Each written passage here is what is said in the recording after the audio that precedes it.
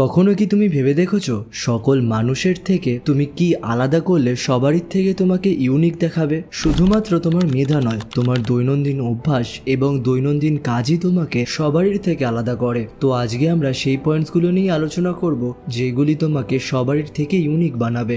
প্রতিদিনের 24 ঘন্টায় তুমি কি করবে তা তোমার সকালের রুটিনই ডিসাইড করে। তুমি যদি এই রুটিনগুলো ফলো করো তাহলে দেখবে তোমার জীবন আগের থেকে অনেকটাই বদলে গেছে। তোমার energy, mental health, physical health এবং মোটিভেশন তোমার একদম পিকে থাকবে। তার জন্য কয়েকটা প্রিন্সিপাল তোমাকে ফলো করতে হবে। Number 1, target selection.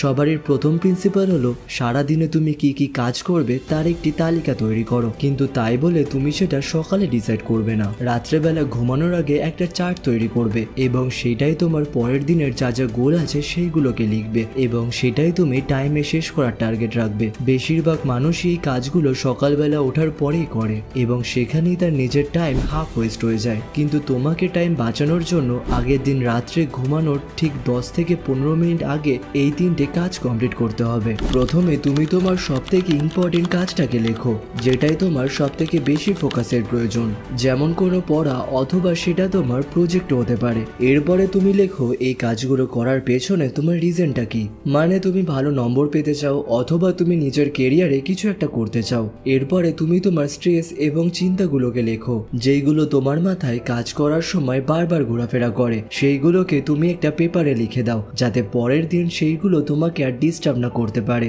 এইগুলো লেখার পরে যখন তুমি ঘুমিয়ে পড়বে তখন তোমার মাইন্ড পরের দিনের কাজের জন্য তোমাকে রেডি করবে।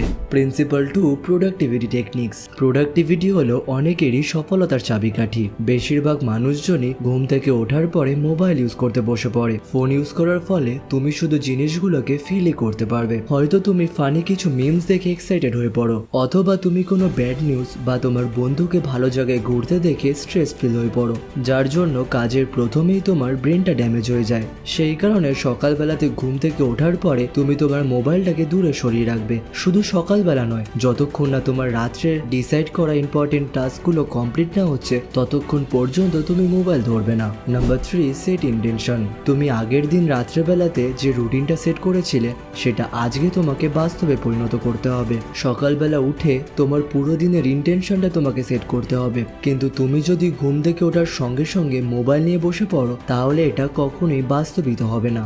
মোবাইলটাকে দূরে রেখে সকালে ওঠার পরে তুমি মেডিটেশন অথবা তুমি প্রেয়ার করতে পারো, বা তুমি ঘুম থেকে ওঠার পরে তুমি একটু বাইরে গিয়ে কোথাও শান্তিপূর্ণ জায়গায় গিয়ে বসতে পারো, যেখানে তুমি ডাইরেক্ট সূর্যের আলো পাবে এবং সেখানে বসে এক গ্লাস জল খাও।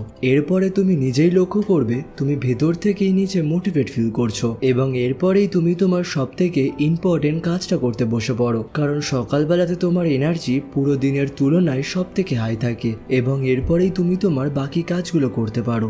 Number 4, work in flow state. তুমি যখন নিজের কাজ করতে বসো তখনই তুমি হঠাৎই ডিস্ট্র্যাক্ট হয়ে যাও, কারণ বাইরের সমস্ত জিনিসগুলো তোমার অ্যাটেনশনকে গ্র্যাব করে এবং এরপরে তুমি তোমার সমস্ত কাজকে ফেলে দিয়ে সেই ডিস্ট্রাকশনের মধ্যেই ঢুকে যাও। কিন্তু এরই উল্টো দিকে তুমি যদি ডিস্ট্র্যাক্ট না হয়ে অনবরত নিজের কাজ চালিয়ে যাও তাহলে তুমি লাস্টে গিয়ে ফ্লো স্টেট অ্যাচিভ করতে পারবে, যেখানে তোমার ব্রেন সেই কাজটাতে পুরো ডুবে যাবে। সকালের এই 3 থেকে 4 ঘন্টা এমনই একটি টাইম যখন তুমি তোমার কাজে ডিপলি ভাবে ফোকাস করতে পারবে, কারণ এমন শান্ত পরিবেশ এবং এমন এনার্জি তুমি দিনের আর কোনো সময়তেই পাবে না। কিন্তু তুমি তো এক নাগাড়ে কখনোই কাজ করতে পারবে না, তোমার তো মাঝখানে অল্প সময়ের হলেও একটু ব্রেকের প্রয়োজন এবং তার জন্যই নাম্বার 5, ডিট্যাচ ইয়োরসেলফ। তোমার মাইন্ডকে হাই ফোকাস এবং ডিপ কাজ করানোর জন্য টাইম টু টাইম রিকভারের অবশ্যই প্রয়োজন এবং তারই জন্য কাজের মাঝখানে তোমাকে ব্রেক নিতে হবে। বিভিন্ন সাইকোলজিস্টদের মতে যারা কাজের মাঝখানে কিছু সময় ব্রেক নেয় তাদের ফোকাস বেশিক্ষণ ধরে মেনটেন থাকে।